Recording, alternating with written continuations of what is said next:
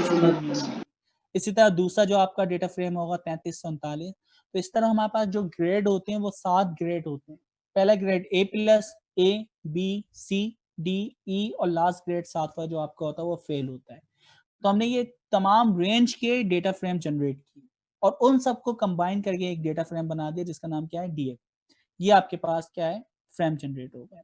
फिर आपने obtain marks निकाले, तमाम पेपर को आपस में सम किया, ऑप्टेन मार्क्स आ गए। Obtained marks divided by total marks, आपके पास निकल गया परसेंटेज।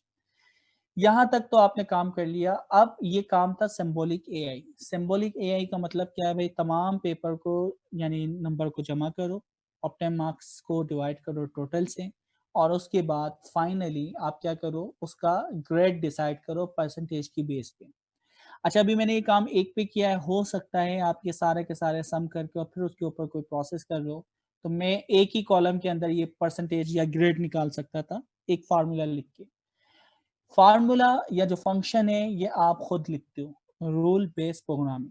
तो रूल बेस्ड प्रोग्रामिंग में आपने रूल्स बताया कि परसेंटेज अगर 80 से ज़्यादा हो, 70 से ज़्यादा हो, 60 से ज़्यादा हो, मुख्तलिफ रेंज के अंदर आपकी परसेंटेज हो, तो आपको क्या ग्रेड असाइन करने, ये आपने सिंपल सा ये काम किया है। तो आपने रूल बेस्ड प्रोग्रामिंग डिसाइड की। अच्छा, ये सिंबॉलिक एआई का पार्ट था, इसमें कोई मुश्किल तरीन काम नहीं है, ये तो आप जैसे एक्सेल पे काम करते हैं वही आपने काम किया। अब हम जा रहे हैं मशीन लर्निंग की तरफ। मशीन लर्निंग करने से पहले आप क्या करते हैं, हर कॉलम के दरमियान कोरिलेशन मालूम करते हैं। तो कोरिलेशन क्या होती है, कोरिलेशन आपकी सिंपल ये होती है कि एक वेरिएबल का दूसरी वेरिएबल के दरमियान क्या रिलेशन है। अगर अच्छा देखिए, कोरिलेशन की वैल्यू हमेशा -1 से 1 के दरमियान होती है। अब अगर ये पॉजिटिव 0 से ऊपर की तरफ जाती है, इसका मतलब है एक चीज बढ़ाने से दूसरी चीज बढ़ती है, जिसे हम कहते हैं पॉजिटिव कोरिलेशन। और एक चीज बढ़ाने से दूसरी चीज कम हो, इसको हम क्या कहते हैं, नेगेटिव कोरिलेशन। देखें, आप जितने घंटे ज्यादा काम करेंगे उतनी ज्यादा आपकी अर्निंग होगी, तो आपके numbers of hours, working hours और आपकी सैलरी, इसके दरमियान जो रिलेशन आ रहा है वो पॉजिटिव कोरिलेशन है। अच्छा, इसी तरह सैलरी और जो आपके एक्सपेंस हैं, जो आप पैसे खर्च करते हैं, उसके दरमियान जो कोरिलेशन आता है वो क्या आता है, नेगेटिव। तो जितने ज़्यादा आप यानी जितनी आपकी सैलरी है, आप सैलरी यानी बढ़ाएँगे तो एक्सपेंस आपके कम होते ही आएँगे ना, पैसे आपके कम। अच्छा, अब क्या होगा, एक्सपेंस आपके बढ़े तो आपकी सैलरी में से जो अमाउंट है वो क्या होती है, कम होती है। तो ये इनके दरमियान जो रिलेशन फाइंड हो रहा है वो क्या है, नेगेटिव कोरिलेशन। तो कोरिलेशन की वैल्यू हमेशा -1 और +1 के दरमियान आएगी। ठीक है, तो जितना ज्यादा रिलेशन चाहे वो नेगेटिव हो या पॉजिटिव हो, किसी भी दो कॉलम के दरमियान आता है, दो फीचर्स के दरमियान आता है, तो वो रिलेशन बहुत इंपॉर्टेंट होता है। ठीक है, तो कोरिलेशन कैसे फाइंड करते हैं, पाइथन में बहुत ही आसान है। अच्छा, सबसे इंपॉर्टेंट चीज, कोरिलेशन हमेशा न्यूमेरिकल कॉलम्स के दरमियान ही निकाला जाता है। ठीक है, फिर दोबारा रिपीट कर दूं, कोरिलेशन हमेशा न्यूमेरिक कॉलम के दरमियान निकाला जाता है। आप यहाँ देखें, मैंने जैसे ही कोरिलेशन यहाँ पे फाइंड किया तो परसेंटेज तक तो आया, लेकिन ग्रेड का जो आपने फंक्शन बनाया था या कॉलम बनाया था वहां पे कोई कोरिलेशन नहीं है, बल्कि वो कॉलम ही गायब। क्यों? क्योंकि कोरिलेशन हमेशा नंबर्स के दरमियान फाइंड किया जाता है। तो इसका मतलब है मुझे इनकोड करना पड़ेगा।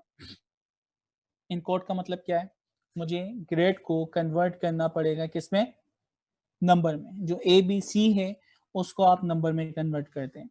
नंबर में कन्वर्ट करने के बहुत सारे तरीके, मैंने यहाँ पे मैपिंग कर दी। तो मैंने क्या किया, ग्रेडिंग सिस्टम यहाँ पे इस तरह कर दिया। तो 1 2 3 4 5 6 7, ए प्लस का मतलब होता है 1। ठीक है, तो हमने यहाँ पे नंबर चेंज कर दिया। यहाँ पे 7 आ रहा है तो इसका मतलब क्या होगा, ये फेल होगा। कहीं पे 1 आ रहा होता तो इसका मतलब क्या होता है, ये ए प्लस है। अब मैं कोरिलेशन सेम वही फार्मूला लिखा है। तो अब देखें, कोरिलेशन ग्रेड 1 के दरमियान जो आ रही है वो क्या है, नेगेटिव। इसका मतलब क्या है कि जितने आपके नंबर बढ़ेंगे उतना ग्रेड आपका क्या होगा, कम होगा। यहाँ पे यानी 7 देख रहे हैं। तो जितना आपके ऊपर की तरफ जाएंगे ये नंबर क्या होंगे, कम। तो जितने कम होते हैं आप एफ की तरफ जा रहे हैं, ग्रेड ऊपर की तरफ जा रहा है। ये देखें, ग्रेड अगर ऊपर की तरफ जा रहा है तो आप कम फेल की तरफ जा रहे हैं ना, और ग्रेड नीचे की तरफ होता है तो इसका मतलब है आप ज्यादा की तरफ होते हैं। तो यहाँ पे यही चीज हो रही है, ये चीज बढ़ रही है तो ये चीज कम हो रही है। तो इनके दरमियान जो रिलेशन फाइंड हुआ है वो कौन सा रिलेशन है, पॉजिटिव है या नेगेटिव, कोई बताएगा मुझे।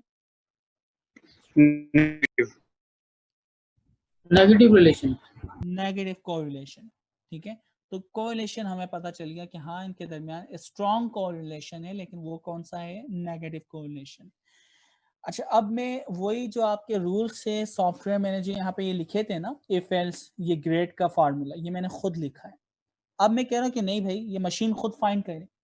अच्छा, डीप लर्निंग की प्रॉब्लम ये है कि यहाँ पे जो फार्मूला दिख रहा है ना, आप दिखा सकते थे मशीन सिंबॉलिक एआई में कि भाई ये आपके रूल्स हैं, इसकी बेस पर डिसाइड हो रहा है। डीप लर्निंग में वो जो रूल्स फाइंड करेगा आप उसको रिप्रेजेंट नहीं कर सकते। ठीक है, तो वो जो फार्मूलाज है वो आप नहीं दिखा सकते। मशीन लर्निंग में कुछ एल्गोरिथम है, जैसे कि आप रैंडम फॉरेस्ट वगैरह पढ़ेंगे, उसके जरिए आप उसको एक्सप्रेस कर सकते हैं, उसको डिफाइन कर सकते हैं या डिस्प्ले करवा सकते हैं, लेकिन डीप लर्निंग में ऐसा नहीं है। ठीक है, तो अब हम जरा स्टार्ट करते हैं। हमारे पास ये डेटा है कि हर बच्चे के 5 मार्क्स, सब्जेक्ट के मार्क्स हैं और उसके अगेंस्ट उसका एक ग्रेड है। जी सर, ये कोरिलेशन फाइंड करना जरूरी है? वैसे कोरिलेशन सिर्फ हमने देखना है ना, कि इसलिए देखा है कि हमें पता लग जाए कि एक चीज किस चीज पे डिपेंड कर रही है। बिल्कुल, हमने इसलिए देखा है। अच्छा, जब लेकिन आप यहाँ मशीन तो यहाँ तो हमें पहले से ही पता है ना कि मार्क्स पे डिपेंड करता है ग्रेड। तो सर यहाँ पे कोरिलेशन अगर हम ना देखते तो कोई फर्क तो ना पड़ता वैसे। बिल्कुल नहीं फर्क पड़ता, सही कह रहे हैं आप। लेकिन जब आप मशीन लर्निंग करते हैं ना, तो मैंने आपको एक प्रोसेस बताया, फीचर सिलेक्शन। ठीक है, तो फीचर सिलेक्शन का मतलब है मेरे पास 50 कॉलम है, तो 50 की 50 कॉलम क्या इंपॉर्टेंट है, तो हम क्या करते हैं, कॉलम कम करते हैं, डायमेंशन को कम करते हैं। तो कॉलम्स कौन से कम करें, कौन से डिलीट करें? ऐसा तो नहीं है मैं ग्रेड का ही कॉलम डिलीट कर देता, तो बड़ी प्रॉब्लम हो जाती है ना। तो हमने क्या कोरिलेशन किया, कम करेंगे। हाँ, तो फिर वहां पे हम कोरिलेशन निकालते हैं कि भाई मुझे ना प्रिडिक्ट करवाना है ग्रेड, तो अब ग्रेड का किस किस कॉलम के साथ यानी पॉजिटिव या नेगेटिव रिलेशन आ रहा है। ठीक है, किसका ग्राफ ज्यादा की तरफ है, चाहे नीचे की तरफ है या ऊपर की तरफ, किसका ग्राफ बड़ा है। ठीक है, तो हमें कोरिलेशन पता चल जाएगा, या पॉजिटिव कोरिलेशन है या फिर नेगेटिव कोरिलेशन। कोरिलेशन फाइंड कर लिया, उन कॉलम्स को सिलेक्ट कर दें। तो फीचर सिलेक्शन के लिए हम इस्तेमाल करते हैं किसका? कोरिलेशन का। सैयद हन्नाद हैंड रेज आपने किया है जी, सैयद हन्नाद। सर तो फिर हम मतलब जो देखिए जब हम फाइल करेंगे तो देन हम कौन से कॉलम को निकालेंगे, मतलब हमारे पास अगर 50 कॉलम है तो जिसका कोरिलेशन नेगेटिव होगा या पॉजिटिव होगा तो कौन से वाले को निकालेंगे? नहीं नहीं, देखो जिसका रिलेशन ना पॉजिटिव या नेगेटिव में ज्यादा आ रहा है ना, ज्यादा का मतलब ये ग्राफ बड़ा आ रहा है, ठीक है, तो वो हमारे लिए इंपॉर्टेंट होते हैं। ठीक है, तो उन कॉलम्स को रखते हैं। और डीप लर्निंग में देखो जितने ज्यादा फीचर्स दूंगा ना, उतना उतना मशीन लर्निंग खुद ब खुद, डीप लर्निंग खुद ब खुद फाइंड करती है। तो यहाँ तो फीचर इंजीनियरिंग करने की जरूरत ही नहीं, यानी कोरिलेशन फाइंड भी ना करूँ, सिर्फ कॉलम्स दे दूं, मशीन खुद फाइंड कर लेगी, उसका काम है। अच्छा, यहाँ पे एक नई चीज हमने करी थी, डेटा को शफल किया। शफल पता है ना क्या होता है? मिक्स करना। हमने क्या किया है, डेटा को शफल किया है। फॉर एग्जाम्पल, जिस तरह आप कमेटी डालते हैं ना, पर्चियों को आपस में सबके नाम लिख के उसमें मिला देते हैं और फिर एक एक पर्ची उठाते हैं, तो ये जो आप पर्चियों को आपस में मिलाते हैं, मिक्स करते हैं, इसको हम कहते हैं शफल करना। अच्छा देखिए, जब मैं शफल नहीं कर रहा था तो आपके मॉडल की जो एक्यूरेसी आ रही थी वो कितनी आ रही थी? वो एक्यूरेसी बहुत कम आ रही थी, 13, 16। ठीक है, मैक्सिमम 32 तक हम गए थे शायद। तो हमारी एक्यूरेसी बहुत कम आ रही थी, तो हमने क्या किया, डेटा को शफल कर दिया। डेटा को शफल करने पे हमारी जो एक्यूरेसी पहुंच गया वो 70 तक पहुंच गई। तो आप क्या करेंगे, आप डेटा को शफल करेंगे। जी, कुछ कहना चाह रहे हो कोई? जी सर। सर ये आपने अभी कहा कि एक्यूरेसी 32% आ रही है, ये वो तो एक्यूरेसी अभी तक तो हमने फाइंड आउट ही नहीं की किसी तरीके से। कहाँ पे? नहीं नहीं, किसी वो भी आगे मैंने अभी तक कोड में नहीं की, लेकिन आगे तो हमने करी भी ना। होगी जब उसको हम यूज करेंगे, हमें एक फाइनल कोई रिलेशन मिल जाएगा और फिर हम उस रिलेशन को कहेंगे कि ये रिलेशन जो है 32% एक्यूरेट है, इस पे कोई भी आप वैल्यू देंगे ये 32% एक्यूरेट होगी। उसके अलावा तो अभी हमने किया ही नहीं, वो इक्वेशन तो निकाली नहीं हमने। हाँ, अभी तो नहीं निकाली ना, अभी यहाँ तक नहीं निकाली जहां तक मैं डेटा लाया हूँ। 32% वाली तो अभी इक्वेशन वो हुई नहीं ना, वो तो नहीं, वैल्यू अभी ना। नहीं, अभी नीचे आ रहे हैं, मैं तो बता रहा हूँ कि ये मैंने ये लाइन क्यों लगाई, ये आगे के लिए, ठीक है, सही, ये तो ठीक है। आगे के लिए मैं बता रहा हूँ, अभी तो आएगा, ठीक है। तो हमने यहाँ पे शफल कर दिया ताकि ट्रेनिंग के दौरान उसके पास मिक्स डेटा आ रहा हो, तो उसके बेस के ऊपर वो लर्न कर रहा होगा। अच्छा, अब मैंने एक्स और वाई के अंदर तोड़ दिया था। सर मार्क्स को कैसे शफल करेंगे? इसको देखें, फिर मार चाहिए, फिर आगे कुत्तू की तरह। सर ये अच्छा, किसी का माइक खुला हुआ है नसीम, नहीं, बैकग्राउंड जी, हनाद सर, कौन कह रहा है? सर मैं कह रहा सर हूँ, ये जो अच्छा नसीम बोल ले, नसीम एक दफा बोले फिर हम दूसरे को लेते हैं। जी सर नसीम। हम मार्क्स को कैसे शफल कर सकते हैं? मीन मैथ के मार्क्स अगर 80 हैं तो 80 हैं, अगर ना, सोशल स्टडी के मार्क्स ठीक है, 94 हैं फिर तो अब मैं 94 है। बात करता हूँ। शफल पता है क्या हुआ है? शफल रोज हुई है। स्टूडेंट रोल नंबर है 1361, ठीक है, इसकी रो सबसे पहले आ रही थी, ठीक है, तो इसकी रो उससे थी। तो आपके अब डेटा पे या आपकी इक्वेशन पे कोई असर नहीं पड़ेगा। पढ़ेगा, अब वो कैसे पढ़ रहा है मैं एक स्टूडेंट है वो बिल्कुल निकम्मा है, उसको आप नंबर 1 पे लेके उसका डाटा दे दें, और एक बड़ा अच्छा स्टूडेंट है उसको लास्ट पे उसका डाटा दे दें, तो आपकी इक्वेशन पे तो कोई फर्क नहीं पड़ेगा जो आप बनाना चाह रहे हैं। अच्छा देखिए, अब मैं यहाँ पे बात कर रहा हूँ रूल के इसका तो मुताबिक कोई ऐसे, फायदा नहीं होगा। रूल के मुताबिक ऐसा ही होना चाहिए कि भाई मैं शुरू के मैंने 2000 बच्चे दिए जो कि ए प्लस वाले, फिर 2000 बच्चे दिए ए वाले, फिर 2000 बच्चे मैंने दिए जिनका बी ग्रेड है, सी ग्रेड है, तो आप लर्निंग कर रहे हैं, ठीक है, बिल्कुल सही है, आप आइडेंटिफाई कर लेंगे। अच्छा, सही। आप क्या कर रहे हैं कि आपके पास ना मिक्स पैटर्न नहीं आ रहा, आपके पास जो लर्निंग है ना, ऐसा होना चाहिए था कि मैं आपको एक साथ ए प्लस का दे रहा हूँ, फिर ए का दे रहा हूँ, फिर सी का दे रहा हूँ, फिर ए प्लस का दे रहा हूँ, तो आपके पास मिक्स आ रही है चीजें ना, कभी ये आता है कभी ये आता है, तो आप उन दोनों के दरमियान क्विक क्विक डिफरेंशिएट कर रहे होते। बानिस्बत मैं आपको तो फिर 20,000 ये स्टूडेंट का डेटा दूं जो कि सिर्फ ए वाले हों, सॉरी लेकिन सर, लर्निंग तो जी बोले। सर ये तो उस वक्त है कि जब हम डाटा का कोई पोर्शन काम करके क्वेश्चन बनाएंगे, तो हम कहेंगे कि ये डाटा जो हमने पोर्शन लिया है ये इतना एक्यूरेट नहीं था, तो हमें अगर पूरे डाटा पे ही उसको रन कर लेना है तो फिर तो चाहे वो जैसा मर्जी हो शफल हो, लेकिन क्योंकि पूरा डाटा होगा तो इक्वेशन तो वही देगा। अच्छा, बिल्कुल रूल के मुताबिक आप सही कह रहे हैं कि ये होना चाहिए, लेकिन देखिए इस बात को समझें कि इंसान भी अगर सीख रहा होगा तो होगा क्या। मैं आपको ना शुरू की सिर्फ 2000 में देता हूँ ए प्लस वाले।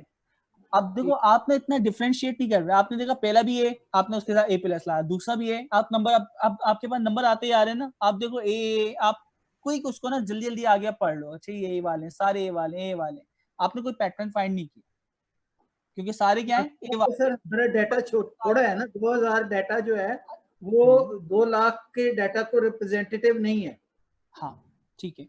अच्छा अब देखो, अब दूसरा मेरा तरीका देखें, मैंने क्या किया, डेटा को शफल किया हुआ है, आपके पास पहला नंबर आया वो ए प्लस था, आपने मैपिंग किया, अच्छा ये नंबर होते हैं, ये सम करते हैं, ये माइनस करते हैं, और फिर इतनी एक्यूरेसी आती है, इतना परसेंटेज आती है, इसका मतलब होता है ए।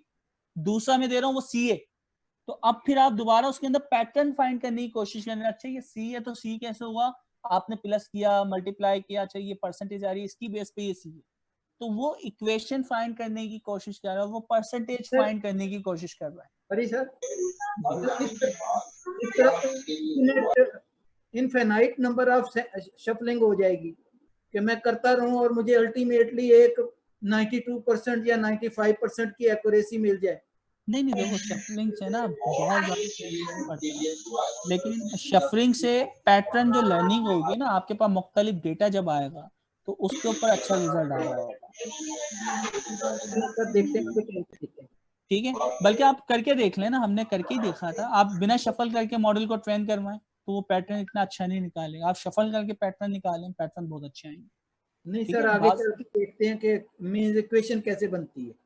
अच्छा वो इक्वेशन आपको नहीं दिखाएगा, अगर आप ये बात कह रहे हैं ना, डीप लर्निंग इक्वेशन नहीं दिखाती कि बैकएंड की इक्वेशन क्या है, कोई इक्वेशन नहीं है, वो तो वेट्स डब्ल्यू और बी की वैल्यू सेट करते हैं। इक्वेशन नहीं होगी, मैं नॉर्मली क्या होता है sir, y is equal to a x plus c या एम एक्स प्लस सी होता है अगर ओके, स्ट्रेट लाइन है, ठीक है, या फिर 2 डिग्री है फिर 3 डिग्री है, तो ठीक है, इसमें वो कांस्टेंट्स भी हैं और एक डिपेंडेंट वेरिएबल है एक इंडिपेंडेंट वेरिएबल है। ठीक है, तो जब तक वो हम इक्वेशन हमें नहीं मिलेगी जिसमें मैं एक इंडिपेंडेंट वेरिएबल रखूंगा तो मुझे डिपेंडेंट वेरिएबल देगा। जी बोलते जाए, ऐसे मैं सुन रहा हूँ। वो ए और बी सी की वैल्यू मुझे ये डाटा ही देगा ना सर। हाँ, ये डेटा ही देगा हमें।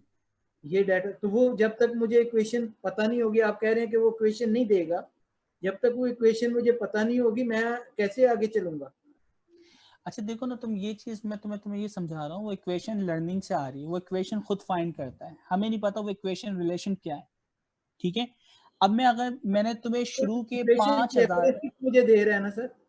नहीं डायरेक्टली नहीं दे रहा, इक्वेशन की एक्यूरेसी आपको नहीं दे रहा, मैं आपको यही बता रहा हूँ। एक्यूरेसी आपकी मेरा कब आती है? जब फोरकास्टिंग हो जाएगी। पूरा डेटा आपका जब उसमें से जाता है ना एक दफा, तो उसको हम कहते हैं, पहला क्या होती है आइट्रेशन, जिसे हम कहते हैं इपॉक। एक इपॉक में पूरा डेटा जाता है, यानी 2000 डेटा या 20 लाख डेटा जो है वो 20 लाख डेटा जाता है एक इपॉक में।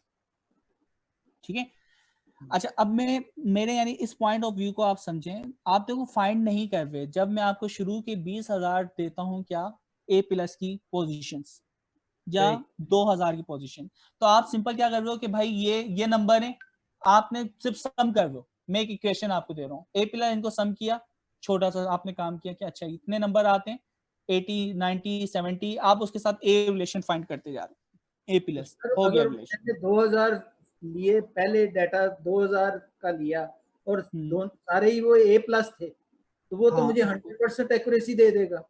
अच्छा आ गई, ठीक है, 100% एक्यूरेसी आ लेकिन गई, जब किस तक पे? मेरे साथ ट्रेनिंग मिक्सिंग पे आ नहीं गई, होगी, जब ट्रेनिंग तक पे आ गई। मिक्सिंग नहीं होगी वो डाटा नीचे नहीं आएगा, और जितना डाटा नीचे आएगा उतनी मेरी एक्यूरेसी बढ़ेगी, क्योंकि उसमें आप वो फेल वाले को भी ले रहा है, सी ग्रेड को भी ले रहा है, बी ग्रेड को भी ले रहा है, और डाटा अच्छा मेरा नसीब, चलो इसके ऊपर ना हमारी बहुत सारी बहस निकलती जाएगी, इसका सिंपल सा हल ये है कि आप क्या करें, ये लाइन हटा के कोड चला के देख लें, ठीक है, जो हमने नहीं बार बार सर, चला के देखा है। आप ठीक है, अच्छा इसका मैं सिंपल ये आंसर बोल रहा हूँ, देखो मॉडल ना फिर इतनी ज्यादा मेहनत नहीं कर रहा, अभी उसने इक्वेशन फाइंड करी फर्स्ट टाइम में, ये कह रहा हूँ अगर मैं शुरू के आपको सर एक 20,000 नंबर बात देता हूँ। करनी थी जी सर। बिलाल बोले, बिलाल बोले। सर मैं इसमें ऐड कर दूं, शबी बात कर रहा हूँ मैं, ओके एक पॉइंट शिव, ऐड कर लेता हूँ इसमें। जी शबी। जैसे आप भाई कह रहे हैं ना कि एक्यूरेसी बढ़ रही है, तो वो ऑलरेडी सीख रहे हैं एक चीज को।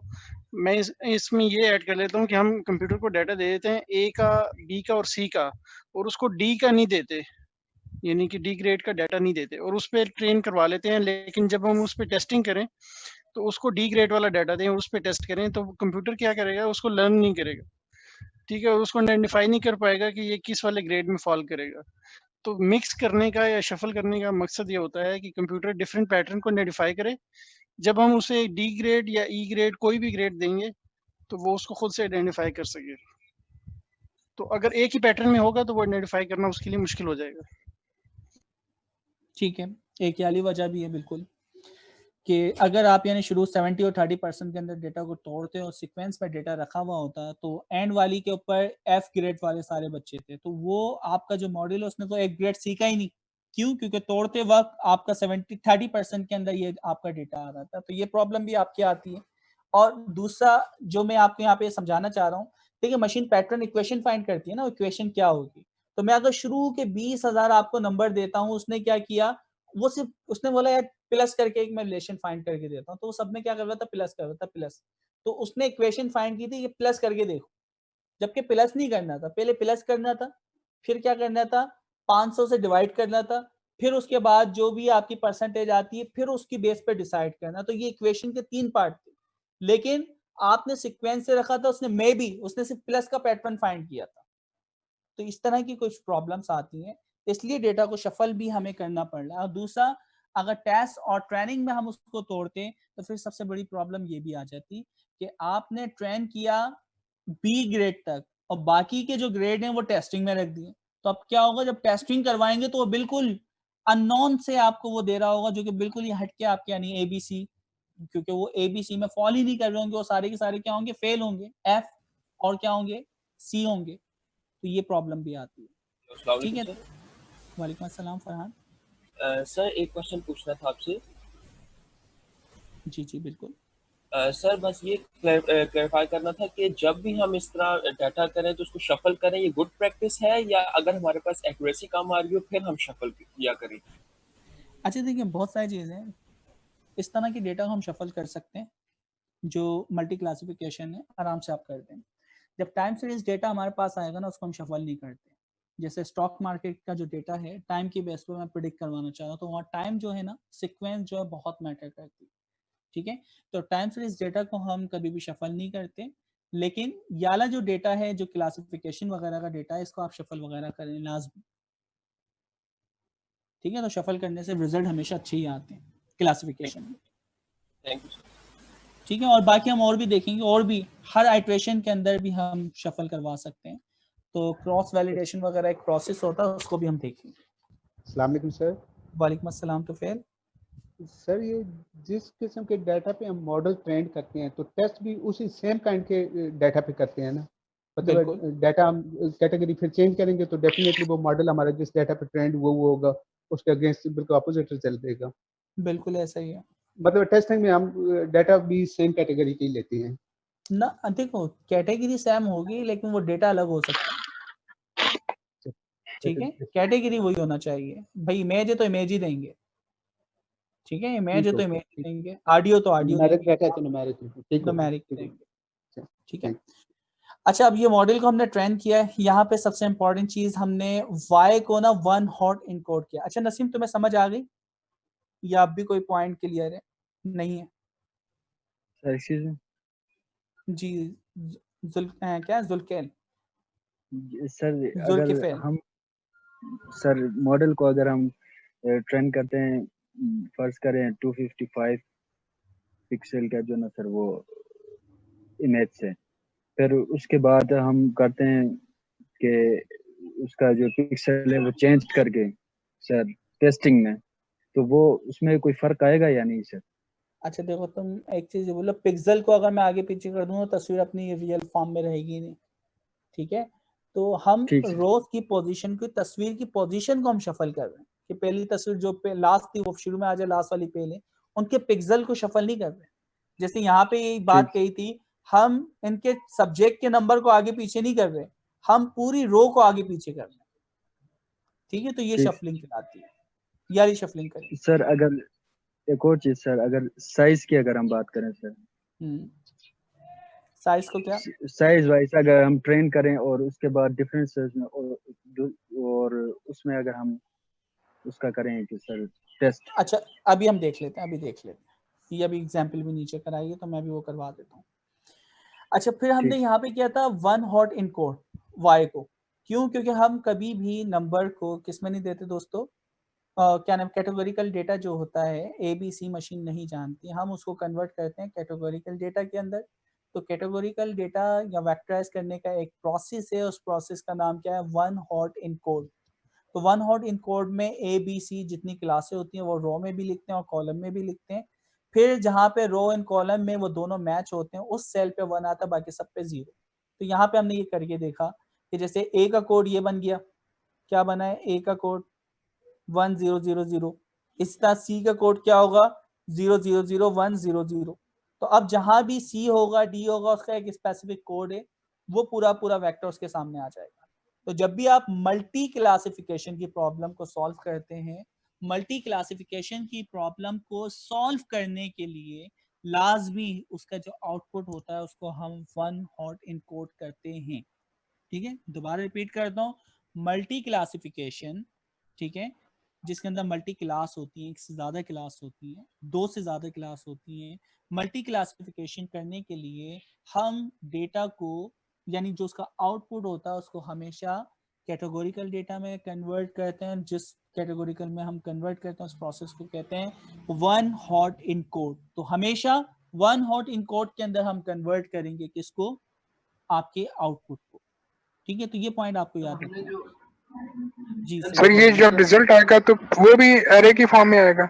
वो भी एरे की फॉर्म में आएगा, और आपकी 7 क्लासें, यानी जितनी क्लासें होती है ना उतनी ही प्रोबेबिलिटी आपको रिटर्न करता है, ठीक है? तो मैं यहाँ पे इस्तेमाल करता हूँ लास्ट यानी लेयर के ऊपर सॉफ्टमैक्स फंक्शन।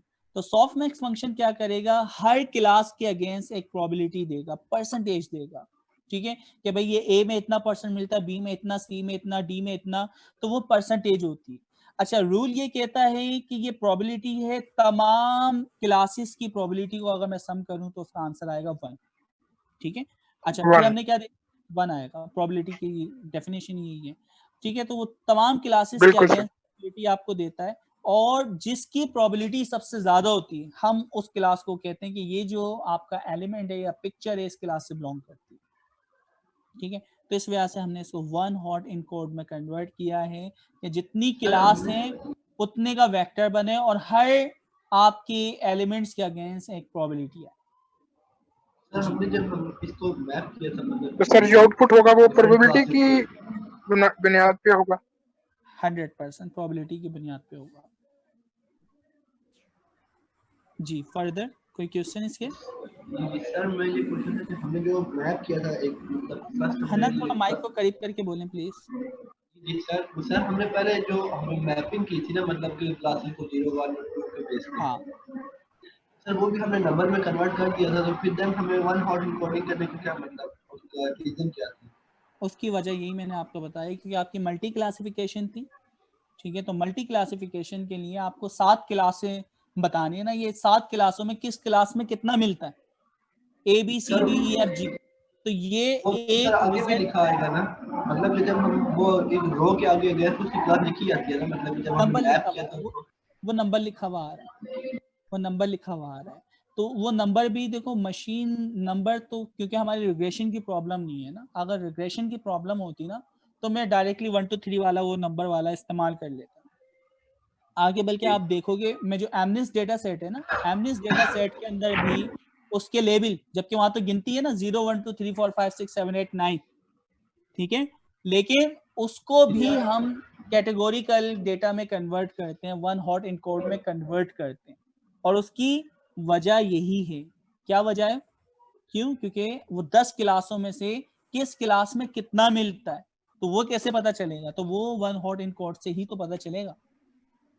ठीक है, तो 1 हॉट कोड करना इसलिए जरूरी है। तो सर ये हम जब मल्टी क्लासिफिकेशन करेंगे तब ही करेंगे, बाइनरी में? अगर बाइनरी में तो नहीं करना पड़ेगा फिर? बाइनरी में भी कर सकते हैं, लेकिन बाइनरी के लिए अच्छा जो एल्गोरिथम है वो यही कहता है कि सिग्मॉइड फंक्शन का इस्तेमाल करें। ठीक है, तो इसलिए फिर हम सिग्मॉइड को बाइनरी क्रॉस एंट्रोपी उसके लिए स्पेसिफिक फंक्शन है, तो हम उसको इस्तेमाल करते हैं। लेकिन आप यही सेम स्ट्रक्चर 2 क्लास में भी कर सकते हैं। ठीक है, कोई मना नहीं। अच्छा, अब देखें हम मशीन लर्निंग की ना टाइमलाइन के ऊपर, डीप लर्निंग की टाइमलाइन के ऊपर बात करने की, टाइमलाइन में किस वक्त क्या किया जाता है। सबसे पहला काम होता है अपने मॉडल का स्ट्रक्चर बनाना। हमने मॉडल का स्ट्रक्चर बनाया कि भाई 5 उसके अंदर पिक्सल जाएंगे, उसके ऊपर वैल्यू फंक्शन इस्तेमाल होगा और उससे 32 पिक्सल निकलेंगे। जी फरहान, ये ब्लैक बॉक्स आपकी स्क्रीन के सामने आया हुआ है। अच्छा मैं ये साइड में, अब साइड में कोड नजर आ रहा है, ब्लैक बॉक्स आ रहा है लेकिन कोड नजर आ रहा होगा। जी अब आ रहा है, थैंक यू सो मच। ठीक है सर कोड नजर आ रहा है। हाँ बस सही, कोड नजर आना चाहिए। और ब्लैक बॉक्स की वजह ये है कि जितने बच्चों के नाम वगैरह हैं वो लिस्ट मैंने खोली हुई है।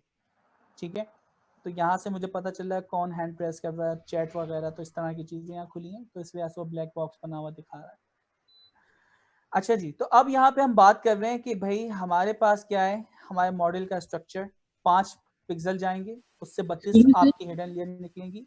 जी अब्दुल बासित, किसने कहा है? सॉरी सर मैंने आसिम सर। आसिम जी, आसिम सर बस ये एक छोटी सी बात मेरे ध्यान में आ रही है, ये ऊपर जो सर हमने डुप्लीकेट रोज जो थी उनको ड्रॉप क्यों किया था फिर हमने, जब हमने हॉट इनकोडिंग की है, 1 हॉट इनकोडिंग की? ठीक है, ड्रॉप का मतलब ये नहीं था कि वो रियल डेटा को डिलीट करवाएं, ये था आपका क्या नाम है इसको, हम क्या कहेंगे, इनलाइन प्रोसेस। इनलाइन प्रोसेस इसी लाइन में ये इफेक्ट करता है। देखिए मैंने शुरू के 5 डेटा देखे, पहले पे A+ का दिखा रहा है, दूसरे पे, तीसरे पे, चौथे के ऊपर ये आपको B ग्रेड का दिखा रहा है, और लास्ट के ऊपर आपको C, बाकी का नहीं दिखा रहा ना। मैंने जरा हर उसके कोड देखने, तो मैंने क्या किया, Y के ऊपर ड्रॉप डुप्लीकेट, तो उसने हर कोड के अगेंस्ट जो डुप्लीकेट थे वो रिमूव कर दिए, सिर्फ यूनिक दिखा रहा है। तो A+ का भी दिखा रहा है, B का भी दिखा रहा है, C का भी दिखा रहा है, E का भी दिखा रहा है, ठीक है, A का भी दिखा रहा है, इसी तरह ये किसका है, D का, और लास्ट क्या है, F का। तो मतलब सर ये सिर्फ समझाने के लिए यानी आपने बताया, वैसे तो हम डेटा से नहीं निकालेंगे इनको? नहीं, डेटा से नहीं निकाला, सिर्फ ये समझाने के लिए किया था। Right sir, right sir. ठीक है, अब यहाँ से हम कोड स्टार्ट कर रहे हैं। हमने कहा हमारा स्ट्रक्चर बता दिया, सॉफ्टमैक फंक्शन क्योंकि हमारे पास, अच्छा देखिए पहली लेयर का इनपुट, ठीक है, लास्ट लेयर का आउटपुट और लास्ट लेयर का एक्टिवेशन फंक्शन हमेशा डिपेंड करता है किसके ऊपर, प्रॉब्लम के ऊपर। उसके लिए चीट शीट मैंने बताई थी 4.1, यहाँ 4.6 लिखा है, तो आप जाके किताब के अंदर सर्च करेंगे 4.1 के अंदर पूरी की पूरी यहाँ पे आपको मैं अगर दिखाऊं ये चीट शीट है, तो ये चीट शीट देख लीजिए, ठीक है। कि लास्ट लेयर के ऊपर एक्टिवेशन फंक्शन कौन सा लगाना है बाइनरी के अंदर, देख रहे हैं। इसी तरह मल्टी क्लास के अंदर लास्ट क्लास के ऊपर कौन सा फंक्शन लगाना है, ये चीज आपको बताना है। तो ये लिस्ट आपके पास मौजूद है, देख लिएगा 4.1। अच्छा, फिर हम कंपाइलेशन स्टेप बताते हैं कि ऑप्टिमाइजर कौन सा होता है। Single level classification, multi level classification, sir समझ में क्या चीज होती है? ओके, सिंगल लेवल और मल्टी लेवल, ठीक है। मल्टी लेवल और सिंगल लेवल ना, ठीक है। आपकी एक तस्वीर पे एक लेवल ही प्रेडिक्ट करके बताएं, ठीक है। मल्टी क्लास और ये क्या है, आपकी सिंगल लेवल होते हैं, multi class classification, multi class मतलब कि दोनों के अलावा मल्टी सर ये 7 का शो कर रहे हैं यहाँ पे, कहाँ पे 7 शो कर रहा है, सॉरी सर ये डेंस के बाद 7। अच्छा, मैंने आपको ये कहा ना, आखिरी लेयर के अंदर आपके जितने नंबर ऑफ आउटपुट होंगे यूनिक, आपके जो ग्रेड थे, कितने ग्रेड हैं, 1 2 3 4 5 6 7, तो जितने आपके यूनिक नंबर्स होंगे ना क्लास, लास्ट लेयर के अंदर वही आउटपुट आएगा, ठीक है। तो इसलिए लास्ट लेयर के ऊपर 7 लिखा है। अगर एमनेस डेटा सेट होता तो वहां पे क्या आता, वहां कितनी आपकी क्लासें यूनिक 10, तो वहां पे 10 आता, ठीक है। तो ये बड़ी इंपॉर्टेंट चीज है। फर्स्ट लेयर का इनपुट शेप, लास्ट लेयर की आउटपुट और एक्टिवेशन फंक्शन, ये कांस्टेंट होते हैं प्रॉब्लम के मुताबिक। सर वो आप मल्टी लेवल और वो बता रहे थे सर, वो अच्छा, यार सिंपल है, एक तस्वीर में एक लेबल में लगाओ, मल्टी क्लास क्लासिफिकेशन है, ठीक है। मल्टी लेवल क्लास क्लासिफिकेशन का मतलब ये है, एक तस्वीर में मैं डॉग, कैट और 3-4 चीजें लेबल कर रहा हूँ, multi class classification, multi level class classification, तो ये चीज, ठीक है। मल्टी क्लास हमें क्या मतलब वो किस तरह का डाटा होगा वो सर, हमें मतलब कि वो किस चीज किस लिए यूज होगा, मतलब मल्टी लेवल जो होगा यार देखो, एक पिक्चर तो किसी, अच्छा मैं भी ये कर देता हूँ अभी, जो यानी ये आपने प्रेडिक्ट करवाया था या डॉग है या कैट है, उसमें से जिस प्रोबेबिलिटी सबसे ज्यादा थी उसको हम ले रहे थे, ऐसे ही। अच्छा, अब मैं क्या करूं, मेरे पास 100 क्लासें और शुरू की सिर्फ 10 क्लासें मैं ऊपर लेवल करवा दूं, अब क्या है, एक से ज्यादा लेवल शो करवा रहे हैं, ठीक है। तो बस ये एक है मल्टी क्लास क्लासिफिकेशन, एक है मल्टी लेवल क्लास क्लासिफिकेशन, ठीक है। तो ये चीजें होती हैं, और अभी हम प्रैक्टिकल करेंगे तो खुद ब खुद आपके जहन में बैठ जाएंगे। एक तस्वीर पे एक level output multi class classification, एक तस्वीर पे 2 3 4 5 6 7 लेवल आ रहे हैं आउटपुट के तौर पे, तो multi level class classification. Sir ये इनपुट शेप का भी बता दें। इनपुट शेप आपके, जी फैजान आप भी पूछें सर। इनपुट शेप से मुतालिक ही है सर, मेरी अंडरस्टैंडिंग के मुताबिक जो सेकंड आपने डेंस लेयर ऐड की है, इसमें आप जो इनपुट शेप बता रहे हैं सर, इसमें तो 32 नहीं जाना चाहिए, क्योंकि इनपुट तो पहली लेयर में जा चुकी है, यहाँ तो 32 आना चाहिए सेकंड डेंस लेयर में। यहाँ पे तो लगाते ही नहीं है, ये गलती से हमसे लगा हुआ है, येलो कोड तो आता ही नहीं, या तो 32 लगा लें या ना लगाएं।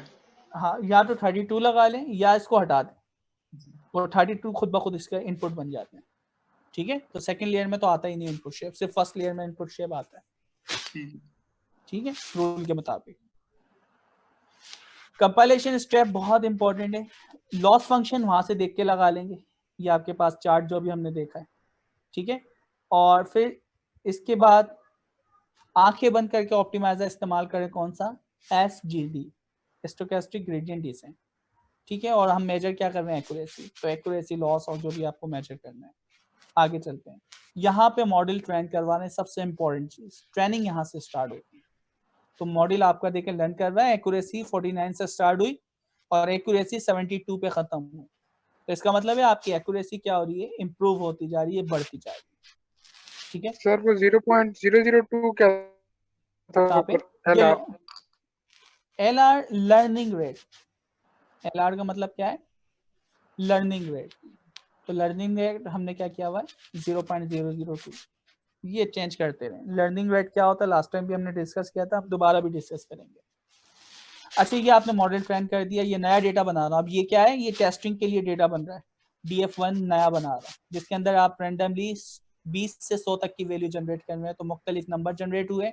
अब मुझे नहीं पता इसका रिजल्ट क्या होगा, तो मैंने क्या किया, मुख्तलिफ ये डेटा सिर्फ एक यानी बंदे का, मैंने एक स्टूडेंट है उसने ये नंबर हासिल किया, उसका जरा प्रिडिक्ट करो। तो इसने क्या बताया, उसका ग्रेड क्या बन रहा है, A।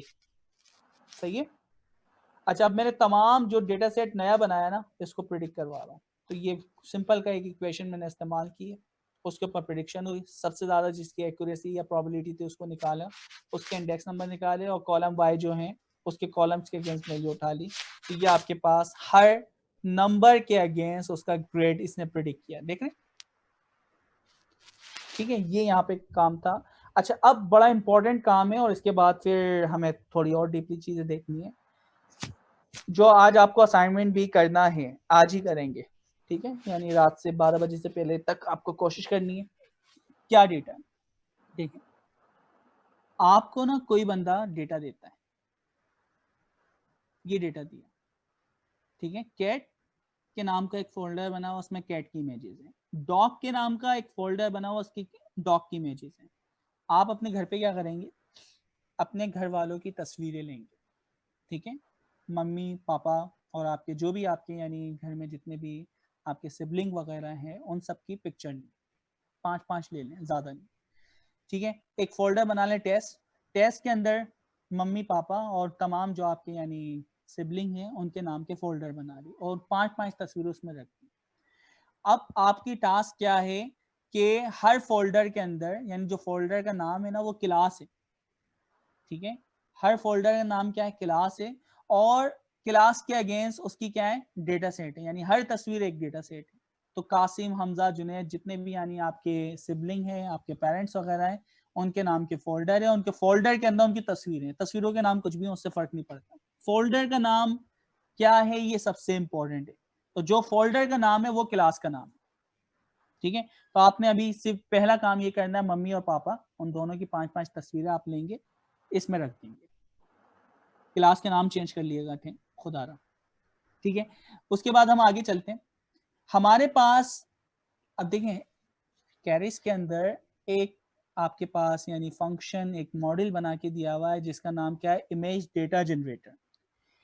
इमेज डेटा जनरेटर क्या करता है, आपके किसी भी फोल्डर में जो फोल्डर का नाम होता है उसको क्लास बना देता है और उसमें जितनी इमेजेस होती हैं वो उसका डेटा सेट बन जाती है। जैसे आपने कहा था ए ग्रेड, तो उसकी रो और उसके अगेंस्ट उसका लेबल। तो ये क्या कर रहा है, फोल्डर के नाम को क्या कर देगा, लेबल, और उसके अंदर जो तस्वीर होगी उसको वो तस्वीर उसको डेटा सेट फाइंड करेगा। हमारे पास फंक्शन है इमेज डेटा जनरेटर, इंपोर्ट करवाया, ये स्केलिंग करने का तरीका है, तो डेटा ऑगमेंटेशन वगैरह के प्रोसेस में भी आता है। तो ये यहाँ से आपने इसको कॉल किया, रीस्केल किया और हर नंबर को डिवाइडेड बाय 1 या आपने कर दिया 255। तो यहाँ पे क्या करेगा, जो भी आपके कलर्स है ना RGB, आपको पता है 0 मिनिमम वैल्यू होती है और मैक्सिमम 255, तो हर नंबर को 1 से मल्टीप्लाई करेगा और डिवाइड कर देगा 255 से। तो इस प्रोसेस को हम नॉर्मलाइजेशन भी कहते हैं, ठीक है। तो ये सारी की सारी तस्वीरों के साथ ये करेगा। अच्छा अभी इसने किया नहीं, ये आपने एक इंस्टेंस बनाया, एक ऑब्जेक्ट बनाया, मैं अब इस ऑब्जेक्ट को कॉल करके डॉट का फंक्शन लगा के, इसका एक मेथड सर है। ये 1.0 क्या शो कर रहा है? 1.0 का मतलब ये है जो भी पिक्सल आएगा उसको 1 से मल्टीप्लाई करो और डिवाइड कर दो 255 से,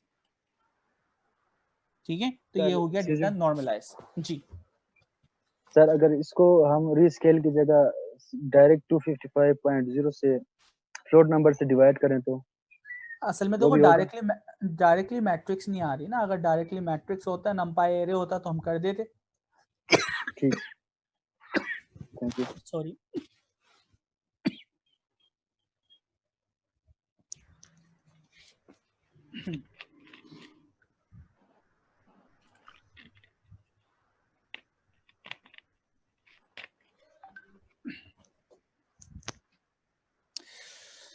अच्छा जी, अब बात करते हैं इसके ऊपर। असल में हमारे पास डायरेक्टली वेक्टर नहीं आ रहा ना, अगर वेक्टर होता तो मैं ये काम कर देता। ठीक सर, ओके। अच्छा, अब मैं क्या कर रहा हूँ, ये जो ऑब्जेक्ट आपने बनाया है ना, इस ऑब्जेक्ट के ऊपर हम काम कर रहे हैं। इस ऑब्जेक्ट का एक मेथड है, क्या नाम है, फ्लो फ्रॉम डायरेक्टरी। आप उसका पाथ देंगे जहां पे तस्वीरें रखी हुई। तो हमारा जो फोल्डर है उस फोल्डर का नाम क्या है, ट्रेन। तो मैंने ये ट्रेन का नाम दिया, ठीक है। अच्छा, फिर क्या कर रहा है, ये हर तस्वीर को टारगेट कर देगा, उसकी जो भी रेजोल्यूशन हो उस रेजोल्यूशन को किस रेजोल्यूशन में कन्वर्ट कर रहा है, 150x50। ये बड़ा इंपॉर्टेंट काम है, क्योंकि जब आप तस्वीरें कैप्चर करेंगे ना, तो किसी की रेजोल्यूशन, क्रॉप जब आप करते हैं डेटा को, तो किसी की रेजोल्यूशन ज्यादा होगी और किसी की रेजोल्यूशन कम होगी, तो प्रॉब्लम हो जाएगी। टारगेट साइज खुद ब खुद हर पिक्चर को रिसाइज करके इस रेजोल्यूशन पे लिया जाएगा, तो ये सबसे अच्छा है, ठीक है। बाकी बेसिक जहाँ पे आपने डॉट स्लैश और ट्रेन लिखा हुआ है, मतलब फॉल्टर का पाथ दिया हुआ है, ये हम मतलब कि पूरा पाथ भी दे सकते हैं यहाँ पे? बिल्कुल दे सकते हैं, पूरा पाथ दे दें, पूरा पाथ दे दें। पाथ देने के तरीके हमने पढ़े थे ना, एब्सोल्यूट पाथ होता है और रिलेटिव पाथ होता है। तो ये जो पाथ है, ये कौन सा पाथ है, रिलेटिव पाथ, कि जहां पे ये फाइल चल रही है उससे आगे एक फोल्डर है या वहीं पे एक फोल्डर है जिसका नाम है ट्रेन, इसका मतलब ये, ठीक है। पूरा पाथ वो सब ट्रेन के अंदर जितने भी फोल्डर लगा वो ऑटोमेटिक खुद ले लेगा? बिल्कुल। अब ट्रेन के अंदर जैसे देखिए मैंने कोड चलाया, तो ट्रेन के अंदर इसको 6 तस्वीरें मिली हैं, और कितनी क्लासें मिली हैं, 2 क्लास, खुद फाइंड कर ली। उसके बाद मैं अगर क्लास के इंडेक्स देखूं, अरे बैच साइज, हाँ बेस साइज का मतलब क्या होता है, देखिए मैं अगर 10,000 तस्वीरें वहां रखी होती और सारी तस्वीरें एक साथ मेमोरी में लोड हो जाती, तो आपका तो सिस्टम ही बैठ जाता, क्योंकि आप तो लैपटॉप पे काम कर रहे हैं ना। तो बेस साइज क्या करता है, आपके लैपटॉप के साइज यानी कैपेसिटी के मुताबिक एक वक्त में जाके 20 तस्वीरें उठाएगा, मेमोरी में लोड करेगा, उसको रीस्केल करेगा और उसके ऊपर मॉडल को ट्रेन करेगा, ठीक है। तो वो एक साथ 1000 तस्वीरें या 10,000 तस्वीरों को नहीं उठाएगा, ट्रेनिंग के दौरान वो 20-20 तस्वीरें उठा के लाएगा, उस पर ट्रेन करेगा, 20 तस्वीरें नेक्स्ट उठा के लाएगा, ट्रेन करेगा, 20 तस्वीरें नेक्स्ट जाके उठाएगा, ट्रेन करेगा। सर हमारे इस केस में तो इसकी जरूरत नहीं है ना? नहीं अभी नहीं, हमारे तो 3 तस्वीरें ना, ठीक है, हमारे तो 3 तस्वीरें 20 तक जाएगा ही नहीं, तो 3-3 करके वो एक ही उसमें सारी उठा लेगा, ठीक है। तो ये मॉड वगैरह है, ये आपको क्लासेस भी पता चल गई, और क्लास मोड बाइनरी, हाँ क्लास मोड बाइनरी। अच्छा, फिर आगे हमने क्लासेस देख ली, हर क्लास के अगेंस्ट आपको ये चीजें पता चल गई। अब देखिए वही सेम चीजें, तमाम वही चीजें मैं गेट कर रहा हूँ। पहली चीज मैंने क्या की, फ्लैटन की लेयर लगा दी। जब तस्वीर थी तो पहली लेयर मैंने किस पे लगा दी, फ्लैटन।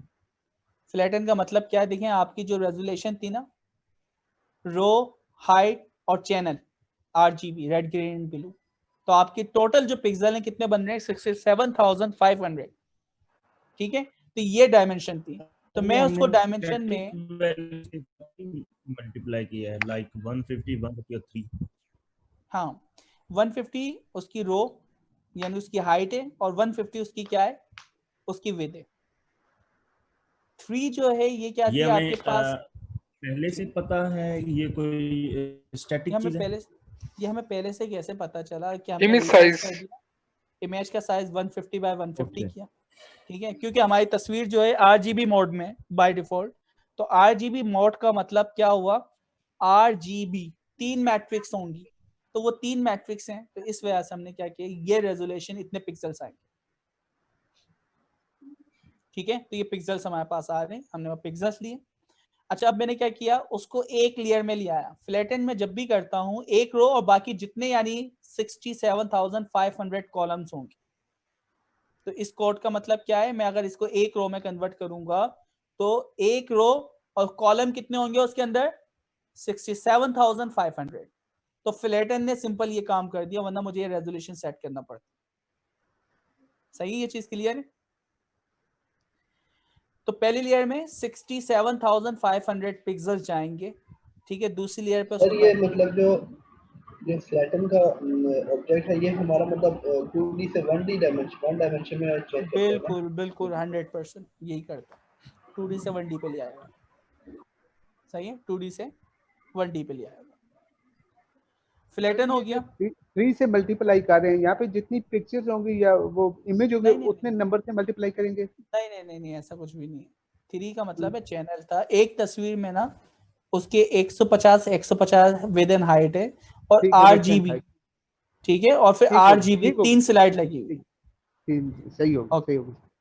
अच्छा, फ्लैटन लगाया, दूसरी लेयर के अंदर आपके 67,500 पिक्सल आएंगे और उससे कितने पिक्सल निकलेंगे? 5000। लास्ट लेयर के ऊपर आपके 5000 पिक्सल आएंगे और उससे आउटपुट कितने निकलेगा? एक आंसर आएगा, क्योंकि हमारी जो प्रॉब्लम है कंपाइलेशन स्टेप में हमने बताया बाइनरी क्रॉस एंट्रोपी। ऑप्टिमाइजर आंखें बंद करके हमने इस्तेमाल किया था कौन सा? एडम।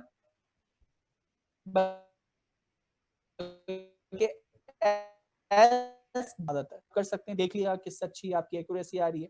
एक्यूरेसी आप मैट्रिक्स नॉर्मली मेजर करते हैं, तो जैसे ही मैं इसको चलाता हूं तो आप देखें आपकी जो एक्यूरेसी है 83%। मैट्रिसेस के अंदर ए डबल से एक्यूरेसी ऑल हो जाएगी या एक्यूरेसी पूरा लिखना होता है? मर्जी है, स्मॉल में लिखने एक्यूरेसी पूरी भी लिख सकते हैं। सर ये जहाँ पे आपने 1 लिखा है ऊपर, हमारे पास तो इस टाइम क्लासेस 2 है ना, तो 2 क्यों नहीं आया यहाँ पे? अच्छा, अब देखो बाइनरी क्लासिफिकेशन है ना, यहाँ पे हमने ये चीज मैट्रिक्स से देख लेते हैं। बाइनरी क्लासिफिकेशन, लास्ट क्लास पे एक्टिवेशन फंक्शन कौन सा लगाना है? सिग्मॉइड। लास्ट क्लास पे मैंने एक्टिवेशन फंक्शन कौन सा लगाया है? सिग्मॉइड। अच्छा, लॉस फंक्शन कौन सा लगाना है भाई? ठीक है, तो मैंने यहां से समझो कॉपी पेस्ट लगाया, ठीक है। अच्छा, अब यहाँ पे 2 हैं तो आखिरी में 1 क्यों लिख रहे हैं? क्योंकि देखो सिग्मॉइड का जो फंक्शन है ना, ये -1 और 1 के दरमियान आपको नंबर देता है, ठीक है। कोई भी नंबर आप इसको दें, कोई भी रेंज आपको दें, तमाम रेंज के नंबर को ये कन्वर्ट कर देगा -1 और 1 के दरमियान। सर 0 और 1 के दरमियान। सर एक्सक्यूज मी सर, क्या कह नींद आ रही है तुम्हें? जी सर, सिग्मॉइड हम यूज करें तो इसमें हमने थ्रेशोल्ड डिफाइन ही नहीं किया सर। सिग्मॉइड फंक्शन में तो हम चल रहे हैं ना, अभी आगे चल रहे हैं, अभी तो स्टार्ट हुई है गाने, अभी तो स्ट्रक्चर हमने बनाया है, ठीक है। तो हमने ये स्ट्रक्चर बनाया है और सिग्मॉइड आउटपुट वगैरह अगर मैं आपको यहाँ पे दिखाऊं तो मैंने देखी यहाँ पे एक्टिवेशन फंक्शन में अभी नहीं डिस्कस कर रहा, मैं बाद में डिस्कस करूंगा क्योंकि वो थोड़ा सा वो आपको उसको थोड़ा डीपली हमें देखना होगा, तो इसलिए मैं अभी आउटपुट एक्टिवेशन फंक्शन की बात नहीं कर रहा, ठीक है। ये हमने स्ट्रक्चर बताया, कंपाइलेशन स्टेप बताया। किसका क्वेश्चन है? जी मेरा बोले सर, ये जो हिडन लेयर्स में हम हर वक्त रेलू फंक्शन यूज करेंगे, कोई और नहीं यूज कर सकते? यार रेलू फंक्शन के ऊपर बहुत अच्छे यानी आपके रिजल्ट आते हैं, आप दूसरे इस्तेमाल करके देख लें, ठीक है। 10H हमारे पास होता है, इसके अलावा सिग्मॉइड होता है, तो सबसे अच्छे जो रिजल्ट आपके आए वो किस पे आए? रेलू के, ठीक है। तो इस वजह से रेलू को हम हिडन लेयर वगैरह में इस्तेमाल करते हैं ज्यादातर, लेकिन लास्ट लेयर का जो डेटा बाय डेटा डिपेंड करेगा ना? हाँ, डेटा पे डिपेंड करता है, ठीक है। तो हम जो 5000 की जगह हम कोई और नंबर भी ले सकते हैं? बिल्कुल दे सकते हैं बिल्कुल दे सकते हैं। ये हाइपर पैरामीटर है, मुझे नहीं पता क्या देना चाहिए, यही हम फाइंड कर रहे होते हैं। ये तो परसेप्ट्रॉन्स है। हाँ, परसेप्ट्रॉन है, बिल्कुल सही है। अच्छा जी, तो मॉडल डॉट कंपाइल सर हमने 2 लेयर्स ऐड किए ना? 2 लेयर्स है हमारे पास, ठीक है। तो सर ये पहली लेयर में हम इनपुट देंगे ना यहाँ पे? देखिए, फ्लैटन का मतलब ये है उसकी वैल्यू के आगे नहीं इनपुट देने की जरूरत नहीं है ना। ये 3 लेयर हो गए, पहली लेयर फ्लैटन है, दूसरी लेयर और तीसरी लेयर, ठीक है। तो 3 लेयर्स हैं, 3 लेयर्स हैं। अच्छा, फिर देखिए बाकी तमाम चीजें वही हैं। मैंने मॉडल को ट्रेन किया, मॉडल को ट्रेन करने के बाद टेस्ट डेटा, टेस्ट में ना आप अम्मी पापा की कुछ और 2 तस्वीरें ले लीजिएगा या 3 ले लीजिएगा, उसको टेस्ट के फोल्डर में रखें उन्हीं के नाम के साथ, ठीक है, जो आपने टेस्टिंग में रखा था। जी उबैद सर, मैंने एक फेस रिकॉग्निशन पे काम किया सर, डाटा थोड़ा हो तो वो जो है एक्यूरेसी सही नहीं देता फेस रिकॉग्निशन में। वो तो बिल्कुल ऐसा ही है। अभी तो एक काम करना तो स्टार्ट करें ना, मैं ज्यादा डेटा पे नहीं ले यार, वो तो फिर बात की कहानी है ना, एक्यूरेसी वगैरह इंप्रूव करना। अभी तो एक स्ट्रक्चर की हम बात करेंगे ताकि आपको काम तो आ जाए, ठीक है। ठीक है, तो वो कम डेटा होता है ना तो मॉडल ओवरफिट हो जाता है। बिल्कुल बिल्कुल। तो अभी तो हम सिर्फ ये देख रहे हैं कि काम कैसे होता है। तो आपने टेस्टिंग डेटा पे रखी, सेम ये चीज आपने टेस्ट फोल्डर के अंदर यानी ज्वाइन कर दी और टेस्ट को आपने क्या किया प्रेडिक्ट। अच्छा एक्सक्यूज मी यहाँ सर, पे हमने देखा था जी सर ये पिक्चर को हमने 150 पे वो करना है या खुद ही कर लेगा? मतलब हमने पिक्चर यहाँ बता नहीं आपको नहीं करना, तस्वीर आप किसी भी साइज की वहां रखते हैं।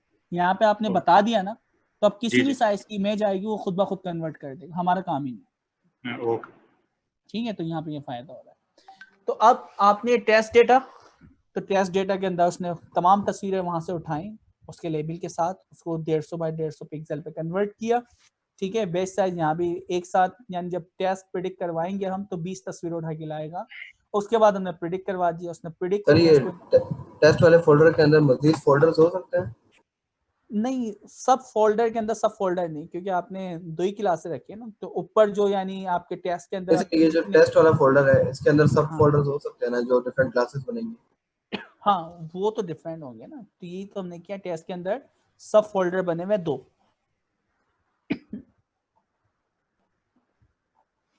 क्या मसला है, टेस्ट के अंदर 2 फोल्डर बने।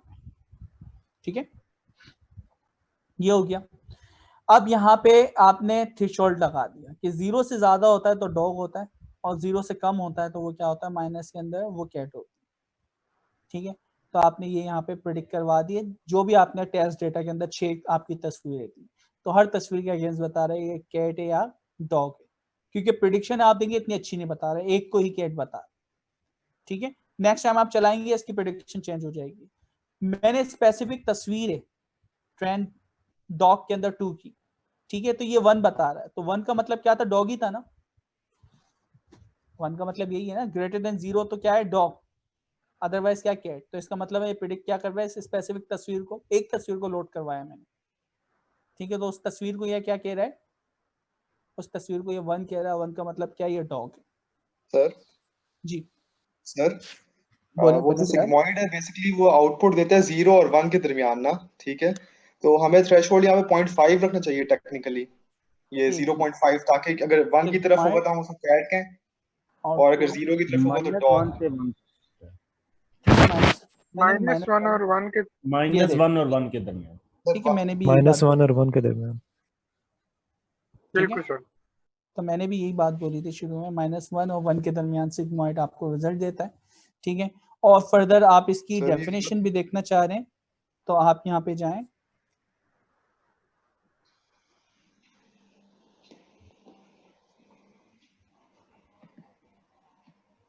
यहाँ पे UIT। सर वो असल में ना सर हम जो यूज कर रहे हैं यहाँ पे सिग्मॉइड का मतलब है सर, हम ये असल में सिग्मॉइड के फंक्शन के अंदर काफी अंदर फंक्शंस भी आते हैं। 10H भी सिग्मॉइड फंक्शन ही कहलाता है सर, तो उसके अंदर लेकिन हम लॉजिस्टिक सिग्मॉइड यूज कर रहे हैं। बेसिकली उसकी आउटपुट जो होती है वो 0 और 1 के दरमियान होती है। नहीं कहलाता नहीं, हर विकिपीडिया पे आप चेक कर लें बेशक।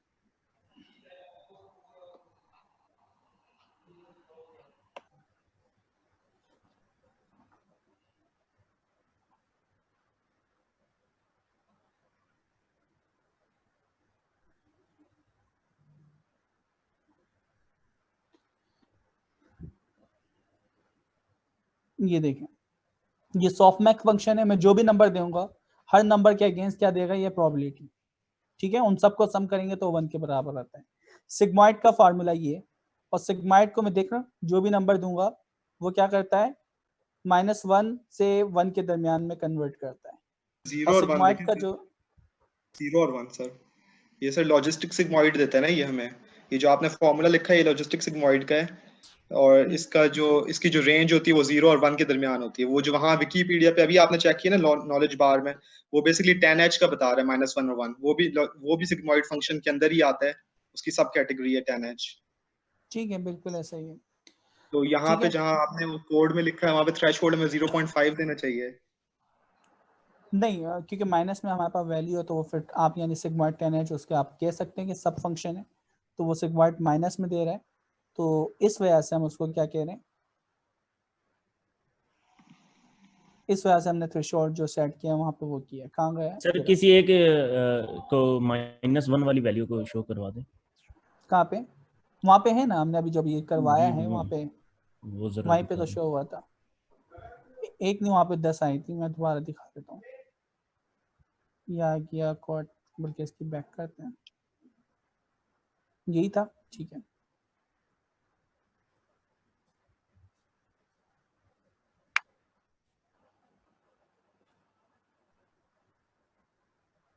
ठीक है, यहाँ पे देखिए कौन सी क्लास को कह रहा है, कैट को देख लेते हैं ना, तीसरी क्लास।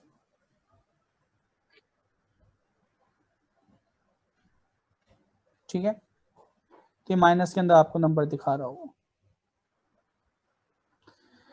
और इस कोड को आप चला के ये क्या नाम है, एक्सपोनेंट वैल्यू को हटा के आप देखेंगे तो माइनस में वैल्यू आ गई। ठीक है, अदरवाइज तो ये दिखाता ही नहीं ना कैट। सर कैट इसलिए दिखा रहे हैं क्योंकि सर वो जीरो है ना, तो क्रॉस नहीं गई है, वो जीरो थर्ड में आ गई वैल्यू है। जो है वो बिल्कुल एग्जैक्टली जीरो बन गई है देखें उसके वो मुताबिक, एग्जैक्टली इसलिए जीरो वो है, इसलिए यूज हो रहा है। इसलिए कैट दिखा रहा है सर यहाँ पे हमें y माइनस में ग्रेटर नहीं आ देन रही वैल्यू। 0.5 लिखना चाहिए। अगर आप y को 0.5 करें ना, y ग्रेटर देन 0.5, तो ये आपकी जो प्रेडिक्शन है ये चेंज हो जाएगी। चलो इसको मैं फिर सही कह रहे हैं आप, फिर ये क्योंकि बाई मेरे सिग्माइड ख्याल मैंने भी में फार्मूला यहाँ ठीक पे बता लिखा रहे है। हैं, क्योंकि अगर वो एग्जैक्ट जीरो आ गई और हमने y ग्रेटर जीरो लिखा हुआ है, अच्छा, यहाँ पे इसलिए उसने कह रहा है सिर्फ इट्स 1 को आउटपुट लाया है। From 0 to 1। हाँ ठीक है, जी, और आउटपुट इंटरप्रेट यहाँ पे हो रहा है लॉजिस्टिक सिग्मॉइड के अंदर जो होता है वो क्या आता है आपके पास, -1 से 1। तो हमने लॉजिस्टिक सिग्मॉइड में यहाँ पे कौन सा इस्तेमाल किया है, सिग्मॉइड इस्तेमाल किया है ना। सर ये तो लॉजिस्टिक्स सिर्फ थ्रेशोल्ड, सिर्फ हमें थ्रेशोल्ड चेंज करना है, तो थ्रेशोल्ड यहाँ पे आप चेंज कर दिए। थ्रेशोल्ड क्या ले आएंगे यहाँ पे आप, यहाँ पे सिर्फ थ्रेशोल्ड मैंने 0.5 कर दिया। 0.5। ठीक है, तो थ्रेशोल्ड आपको चेंज करना है, तो ये आपकी अब प्रेडिक्शन वैल्यू थोड़ी चेंज हो जाएंगी, क्योंकि लास्ट क्लास में भी हमारा ये इशू आ रहा था कि सही सारे डॉग आ रहे थे, कैट कोई भी नहीं आ रहा था। तो जब सही कैट है, आया था बिल्कुल। तो वो वैल्यू जीरो थी, वो माइनस में गई नहीं। चलो, तो ये आप यानी हम जो इस्तेमाल कर रहे हैं सिग्मॉइड इस्तेमाल कर रहे हैं, मैंने सिग्मॉइड ही दिया है ना। ठीक है, तो हमने यहाँ पे सिग्मॉइड इस्तेमाल किया है, तो वो 0 से 1 के दरमियान ला रहे हैं। ठीक है, लॉजिस्टिक सिग्मॉइड जो है वो -1 से 1 के दरमियान ला रहे हैं। ठीक है, यहाँ पे यही बता रहे हैं। चलो खैर, थ्रेशोल्ड आपको चेंज करना है, आपके रिजल्ट थोड़े से अच्छे हो जाएंगे। अच्छा, अब असाइनमेंट आपको क्या करना है वो हम यहाँ पे डिस्कस करते हैं, जो कि आज ही आपको करना है। पहला डेटा सेट आपको करना है आईराइस डेटा सेट, वही दिया था ना मैंने। पहला डेटा सेट आईराइस डेटा सेट है, जिसके अंदर आपके फिलार्स हैं। कुछ नहीं करना है, यहाँ पे आपने लिखना है आईराइस डेटा सेट। ठीक है, गिट से डाउनलोड कर लें, कहीं से भी डाउनलोड कर लें।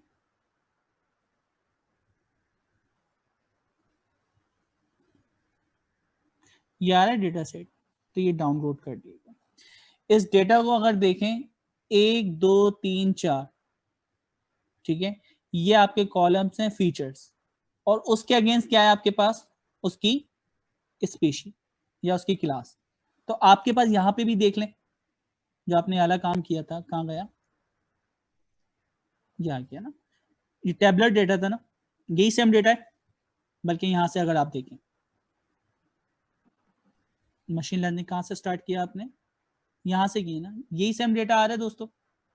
1 2 3 4 फीचर्स हैं और आउटपुट क्या उसका 1। तो यही सेम वाला सिर्फ आपका डेटा फ्रेम आपको लोड करना है, और चेंजिंग क्या हो जाएगी बस वो आपको खुद सोचना क्या चेंजिंग करनी है, पूरा यही प्रोसेस रहेगा। तो पहला डेटा आप इसको यानी ट्रेन कर देंगे, ये सारा आपके पास मौजूद है। ठीक है, अच्छा ये ट्रेन हो गया। आगे चलते हैं। फिर उसके बाद दूसरी टास्क जो है, क्या दिया था मैंने, cat and dog, cat versus dog data set download. ये केगल पे आ,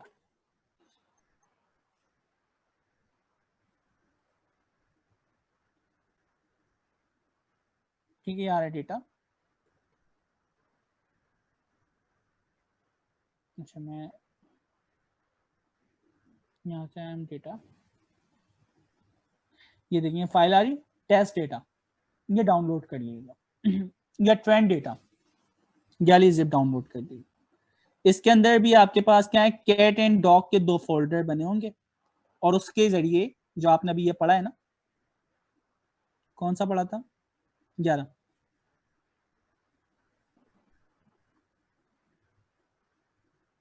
जी ट्रेंड डेटा, बाकी यही सब प्रोसेस रहेगा और कुछ नहीं करना। तो कैट एंड डॉग का आप मॉडल ट्रेन कर लेंगे।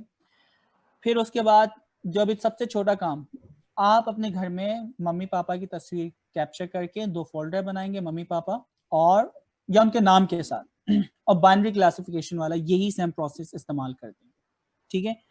फिर उसके बाद नई टास्क जो कि आखिरी आपको करनी है, आपके घर में जितने भी आपके सिबलिंग और आपकी पूरी फैमिली है, हर बंदे की 5-5 तस्वीरें लेके आपको क्या करना है, ट्रेंड डेटा के अंदर उसी तरह आपको फोल्डर बना लेना। ठीक है।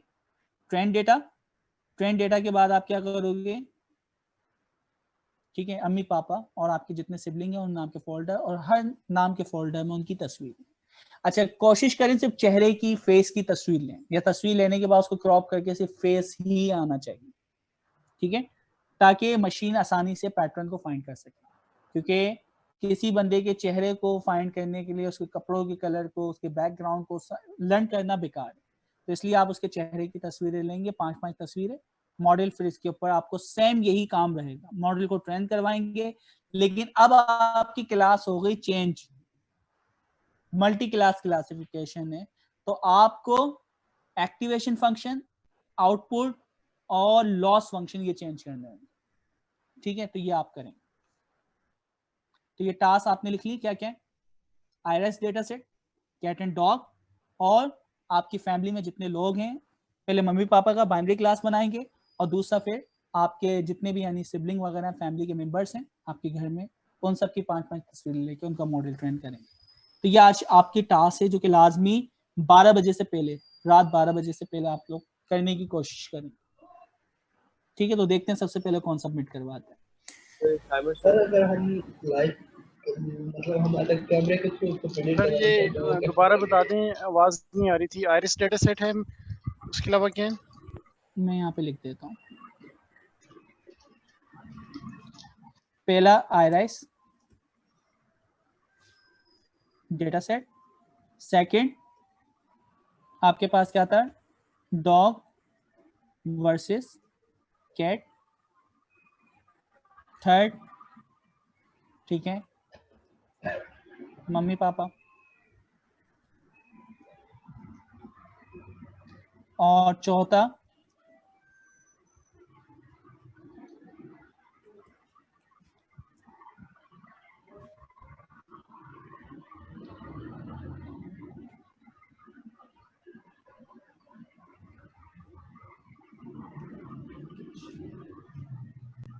ठीक है।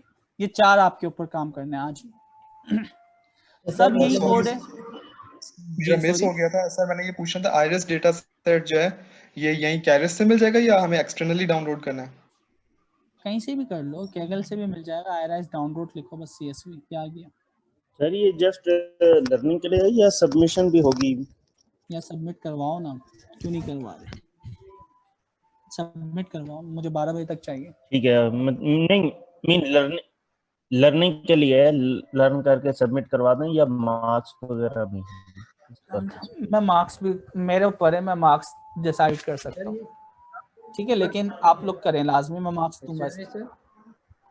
ये 4 असाइनमेंट्स हैं तो ये टाइम बढ़ाएं ना, टाइम कल 12 यार नहीं बहुत कम, ज्यादा टाइम हो जाएगा। सारा कोड है, सिर्फ करना है क्या है, डेटा सेट चेंज होना और यही सेम कोड रहेगा, बस कुछ भी नहीं करना।